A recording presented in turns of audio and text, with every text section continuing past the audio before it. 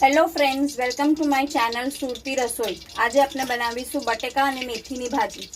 જેના માટે મેં બટેકા લઈ લીધા છે 5। મેં આવી રીતથી રાઉન્ડ કાપા છે। તમારે જોઈએ તો તમે એને નાના નાના પીસીસમાં બી કટ કરી શકો છો।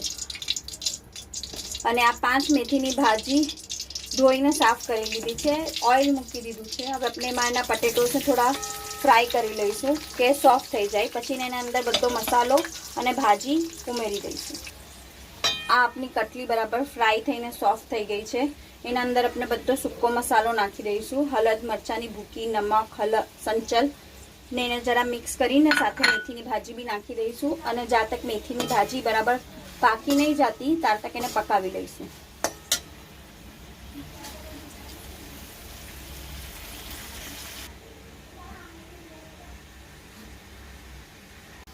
આપની મેથીની ભાજી ને બટેકા પાકી ગયા છે। હવે આપણે આને રોટલી, ગરમા ગરમ રોટલી સાથે સર્વ કરી લઈશું। આવી જ ઇઝી અને ક્વિક રેસિપીઝ માટે do follow my channel. Thank you.